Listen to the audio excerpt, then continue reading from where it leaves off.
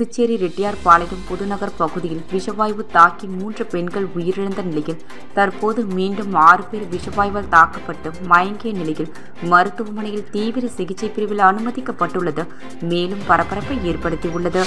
புதுச்சேரியில் விஷவாயு தாக்கி 3 பேர் உயிரிழந்த நிலையில் பொதுப்பணித்துறை அமைச்சர் லட்சுமி நாராயணனை பதவி விலக கோரியும் அலட்சியமாக இருந்த அதிகாரிகள் மீது நடவடிக்கை எடுக்க கோரியும் ஆளும் என்ஆர் பாஜக கூட்டணி அரசை கண்டித்து சாலை மறியலில் ஈடுபட்ட விடுதலை சிறுத்தைகள் மற்றும் மார்க்சிஸ்ட் கம்யூனிஸ்ட் கட்சியினரை போலீசார் வலுக்கட்டாயமாக இழுத்து சென்று கைது செய்தது மேலும் பரபரப்பை ஏற்படுத்தியுள்ளது. புதுச்சேரியில் லாஸ்பேட்டை கிழக்கு கடற்கரை சாலையில் புதியதாக உதயமாகியுள்ள Tony and Guy hair dressing சலூனை லாஸ்பேட்டை தொகுதியின் சட்டமன்ற உறுப்பினர் வைத்தியநாதன் திறந்து வைத்தார்.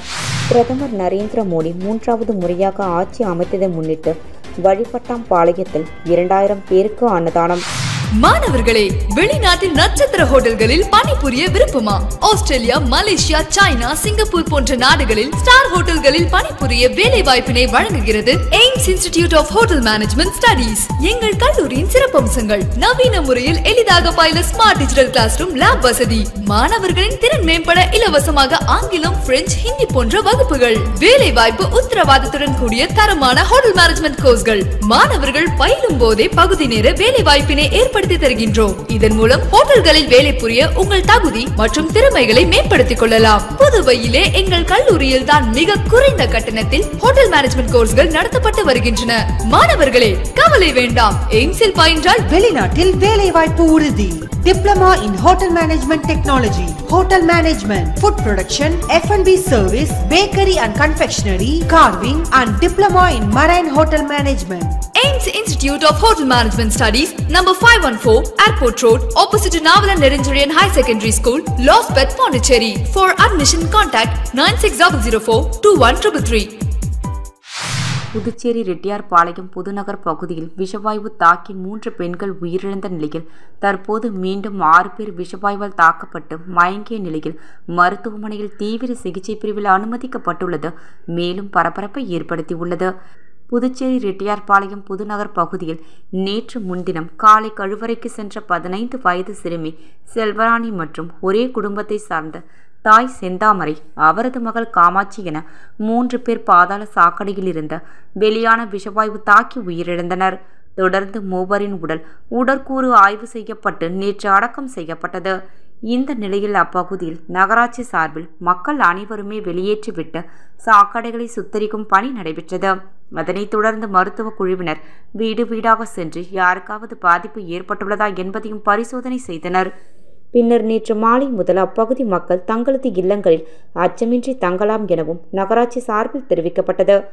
இந்த நிலையில் நேற்று நள்ளிரவு அதே பகுதியைச் சேர்ந்த அந்தோணி ஆரோக்கியராஜ் என்பவரது மனைவியான புஷ்பராணி என்பவர் கழிவறைக்கு சென்றபோது விஷவாயு தாக்கி மயக்கமடைந்துள்ளார்.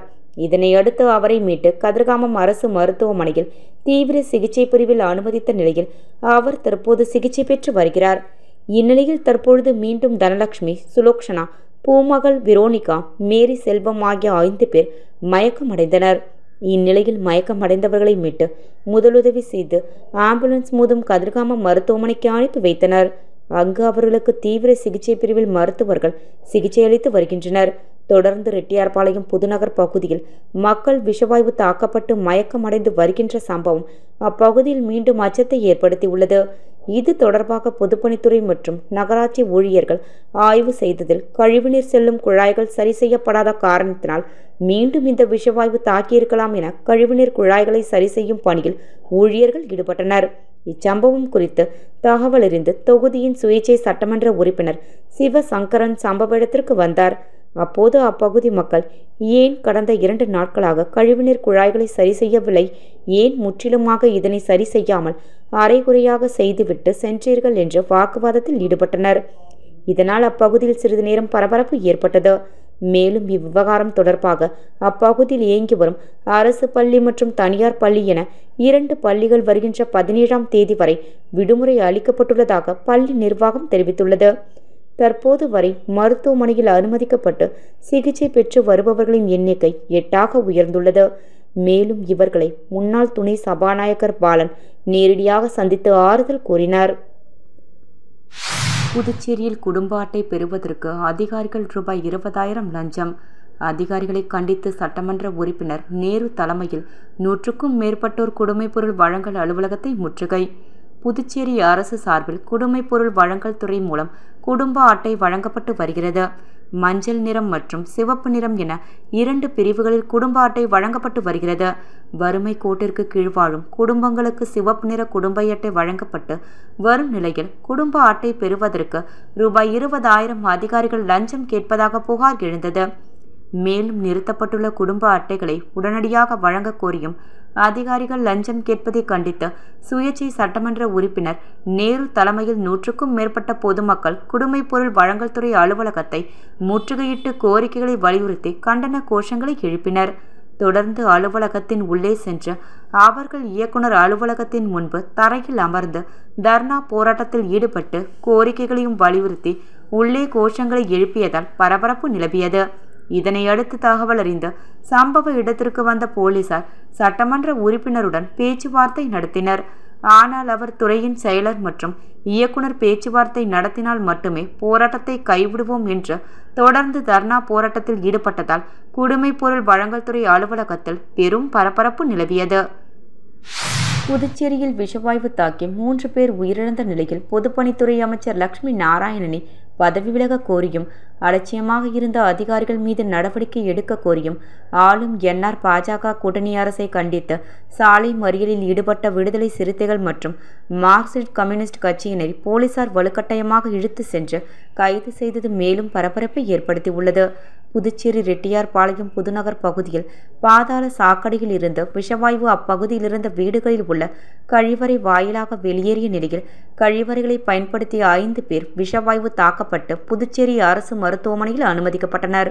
அதில் 15 வயது சிறுமி செல்வராணி, 75 வயது மூதாட்டி செந்தாமரையின் மகள் காமாட்சி 50 ஆகிய 3 பேர் உயிரிழந்த நிலையில் பாலகிருஷ்ணன் மற்றும் பாக்கியலட்சுமி ஆகிய 2 அரசு மருத்துவமனையில் தீவிர சிகிச்சை பிரிவில் அனுமதிக்கப்பட்டுள்ளனர்.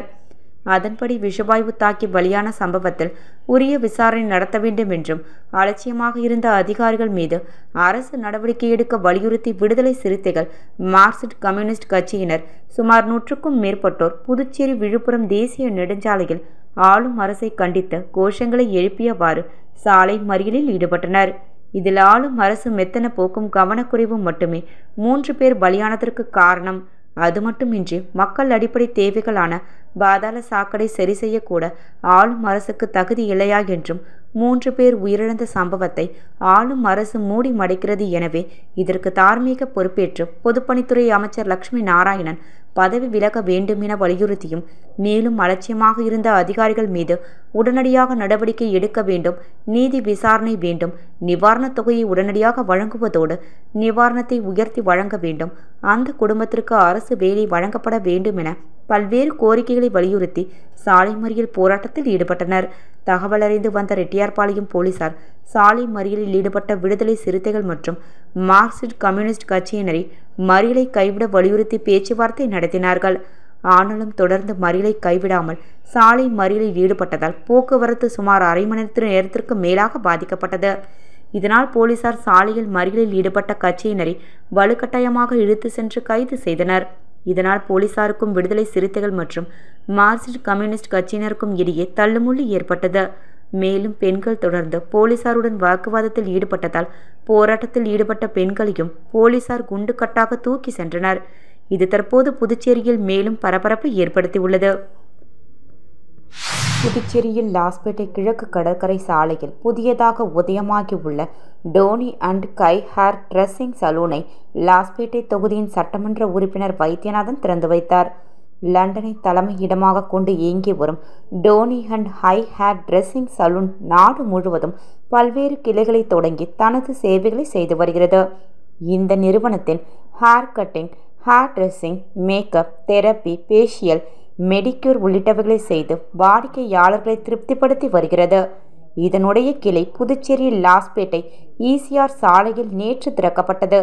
இதில் சிறப்பு விருந்தினராக கலந்து கொண்ட தொகுதியின் சட்டமன்ற உறுப்பினர் மற்றும் காங்கிரஸ் கட்சியின் சட்டமன்ற கட்சித் தலைவர் வைத்தியநாதன் புதிய சலூன் கடையை திறந்து வைத்தார். இந்த நிகழ்ச்சியில் டோனி அண்ட் ஹைக் நிறுவனத்தின் உரிமையாளர் ஜெகதீஷ் மற்றும் பால்சன்ஸ் குரூப் இயக்குனர் செம்பால் மற்றும் பால்சன் குரூப் CEO மணிகண்டன் உள்ளிட்ட சலூன் ஊழியர்கள், நண்பர்கள், உறவினர்கள் என அனைவரும் திரளாக கலந்து கொண்டனர். விளம்பர இடைவேளைக்கு பிறகு செய்திகள் தொடரும். மாணவர்களே, வெளிநாட்டில் நட்சத்திர ஹோட்டல்களில் பணிபுரிய விருப்பமா?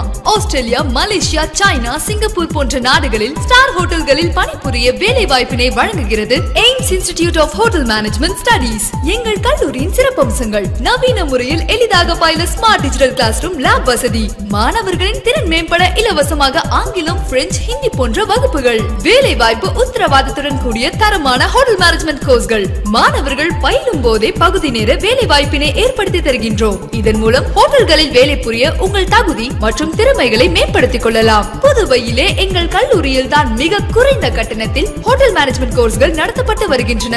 மாணவர்களே, கவலை வேண்டாம். எய்ம்ஸில் பயின்றால் வெளிநாட்டில் வேலை வாய்ப்பு உறுதி. Diploma in hotel management technology, hotel management, food production, F&B service, bakery and confectionery, carving and diploma in marine hotel management.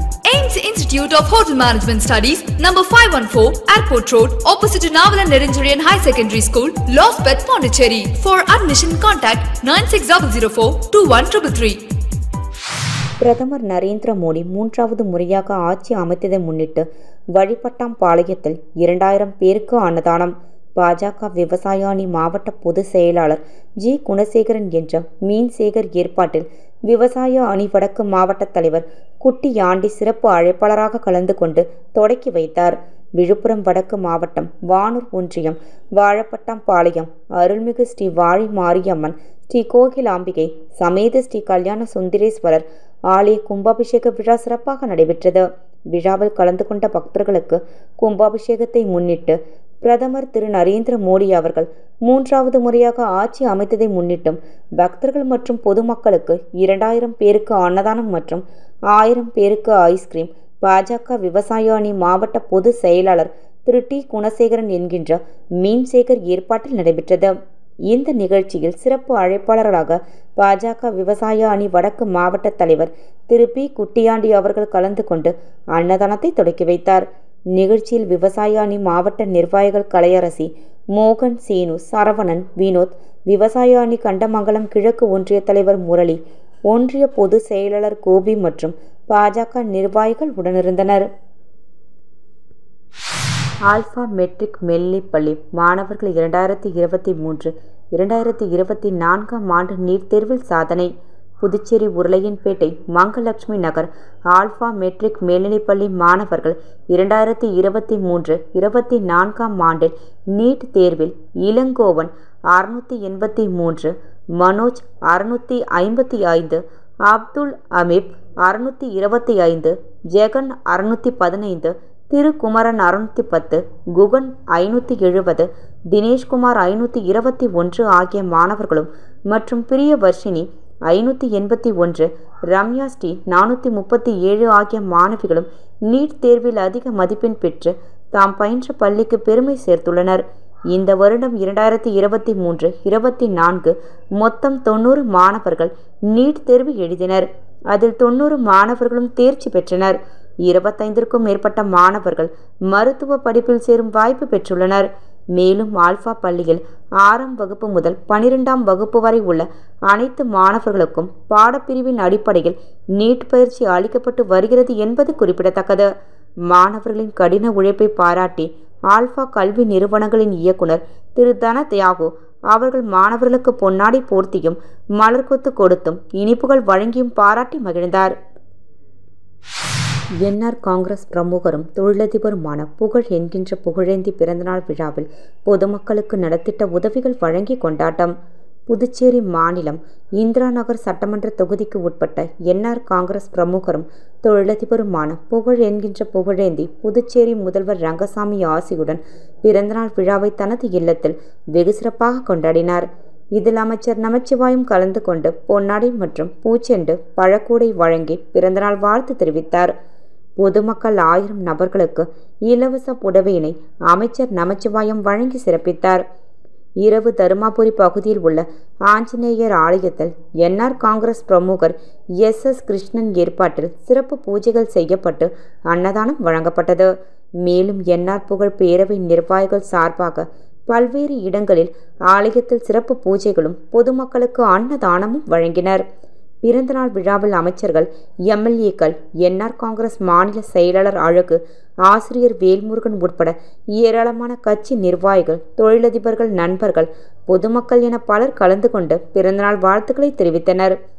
இந்நிகழ்ச்சிக்கான ஏற்பாட்டினை NR Congress புகழ் பேரவை நிர்வாகிகளின் ஜெயக்குமார், பாலா, செந்தில், அசோக், முத்து, பிரதீப், எஸ். கிருஷ்ணன், மணவாளன், கிருஷ்ணமூர்த்தி, அஜய் மற்றும் பலர் வெகு சிறப்பாக செய்திருந்தனர். புதுச்சேரி ரெட்டியார்பாளையம் புதுநகர் பகுதியில் விஷவாயு தாக்கி 3 பெண்கள் உயிரிழந்த நிலையில் தற்போது மீண்டும் 6 பேர் விஷவாயுவால் தாக்கப்பட்டு மயங்கிய நிலையில் மருத்துவமனையில் தீவிர சிகிச்சை பிரிவில் அனுமதிக்கப்பட்டுள்ளது மேலும் பரபரப்பை ஏற்படுத்தியுள்ளது.